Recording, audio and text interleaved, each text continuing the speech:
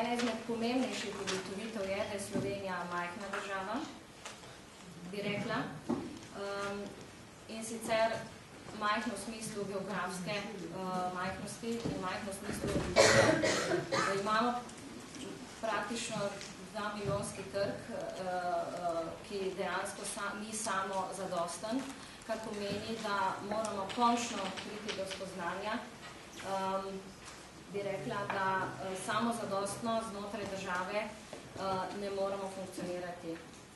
Ugotovili smo, da je prenatrpana konkurenca, da znotraj Evropske unije obstaja gneča in da se moramo preprosto med sabo dogovoriti za tržni delež. To pa ni nič drugega kot dejstvo, da je v povezovanju možnost in priložnost do novih kupcev.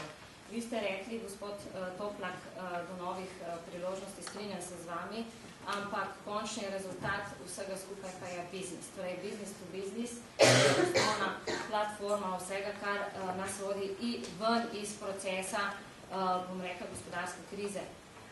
Želela bi generalizirati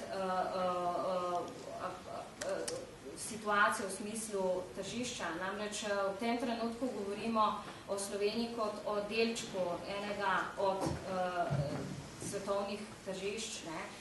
Širše svetovno, globalno tržišče je sestavljeno iz delnih trgov. Vsak od teh trgov je utrpel eno od svojih zgodb v smislu gospodarske, finančne krize, ne pa vsa.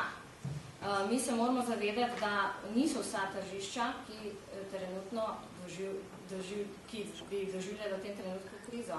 Primer dan, Centralna Azija ne doživlja nobene krize, tam je možnost in prosperiteta za slovensko gospodarstvo odprta. Kitajska izkazuje v tem trenutku gospodarsko rast. Lahko bi rekla za Kanado, ki v tem trenutku še ni afektirana, pa še vedno beleži gospodarsko rast. In prenekatero majhno gospodarstvo, ki ni deležno tako imenovanega svobodnega tržnega gospodarstva, bolje rečeno statistični sistemi, kjer se lahko voditelji med seboj dogovorijo za posle.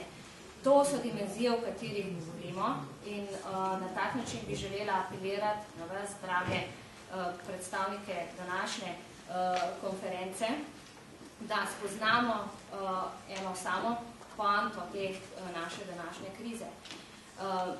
Naš konkurent, naš partner na domačem trgu mora postati prijatelj, kar pomeni, da se moramo med sabo zmeniti, da gremo na tretje trge.